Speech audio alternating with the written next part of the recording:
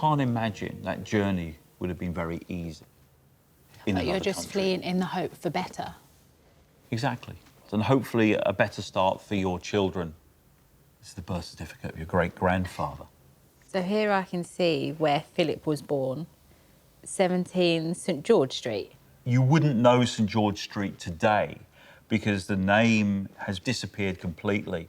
It's actually part of the highway. I've drove down there many times. Well, this map captures a moment in time for the Jewish East London experience. The areas in blue are where the most Jews lived at the time, around Spitalfields and Whitechapel. And in the area that is red, there was very little presence of Jewish people. Where the Gittelshan family was living was St George Street. Oh, here, yeah. It's on the edge of the Jewish community.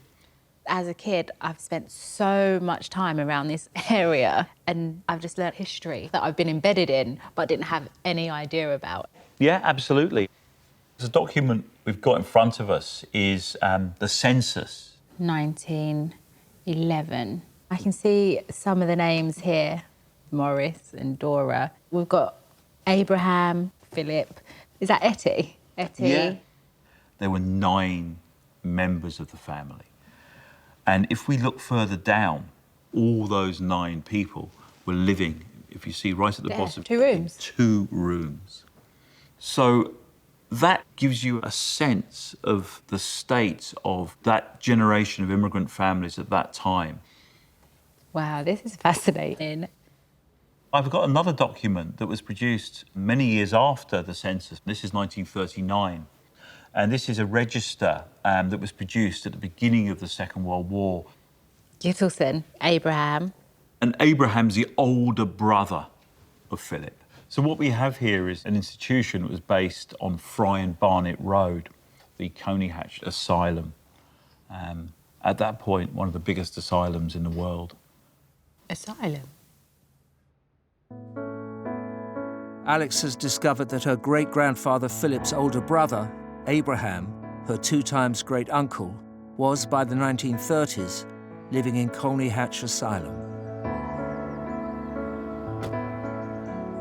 To find out about Abraham and how he ended up here. How hard that must have been. Why did he end up in an asylum? Alex has come to what was Coney Hatch Asylum in North London, now converted into flats. She's meeting historian Vicky Long. It's good to meet Lovely you. to meet you. Vicky, I found out that Abraham was here, and then straight away I think asylum, and then you think the worst. I thought we could maybe take a look at the photo we have here. This is Abraham with his wife, Annie. How smart he looks. It's a gorgeous photo. What we have behind that is another photo of Abraham when he is admitted here as a patient.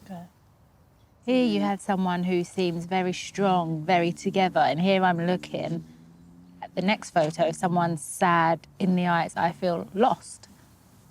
What's the journey from seeing him like this to this? Well, fortunately, we've got quite a good set of patient case notes. When he's admitted, he's 41, and this is in 1934. He talks to imaginary people, and he says he hears voices telling him that his wife is not faithful to him, and he has threatened her. She is frightened of the way he looks at her. He has been depressed for some time. Wow.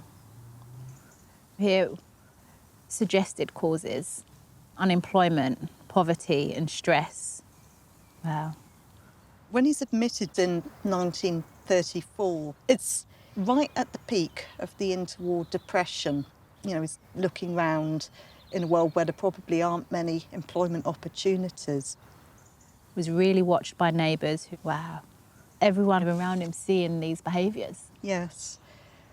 And when the case notes talk about delusions of persecution, that might reflect some of his lived experience. It seems quite likely that he will have encountered a fair amount of anti-Semitic prejudice because Oswald Mosley's British Union of Fascists are pretty active at that point in time.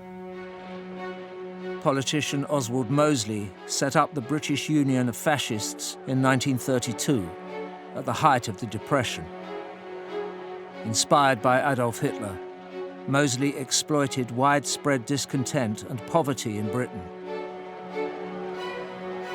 Mosley and his followers, called the Black Shirts, were known for their anti-Semitic marches and violence against Jewish communities. There's quite an interesting entry towards the bottom. Oh, the application made this day to the subcommittee by wife for his discharge, and it was refused. Yeah. If you look at his case notes as a whole, there are 5 occasions where his wife, Annie, petitions the hospital to discharge her husband. And they don't let him out. And they refuse her every time. Why, if you've got someone that's willing to care for you? Yes. It's not uncommon for patients who spend a long time in a hospital for their family to lose contact with them. That's not what happens here. Annie clearly doesn't give up on him. Just got an overwhelming sense of sadness, but the love was still there and she was trying. It's hard to tell, looking at these, how unwell is he? They're keeping an eye on his physical health. They don't seem to be doing that much to try and...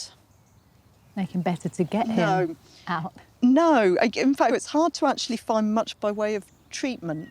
Having read lots of psychiatrists' memoirs, hospitals in the 1930s weren't very effective. Well, the amount of money used to support an institution like this is quite low. One of them kind of describes it as a situation of look after patients kindly until they die, or perhaps by chance recover. And I think that seems to reflect the story of Abraham. Being in a hospital like this, after a while it makes you lose your capacity to live as an independent person, because... What's your mind doing? You're just like stuck. We can go through to another document. So this is his death certificate? That's his death certificate. Barnet. So this here? Yeah. And he was 69 years old. So he's admitted in 1934 and then dies still a resident of the hospital in 1963. Just the sad part about it is his wife tried to get him out. He didn't have to spend all those years here.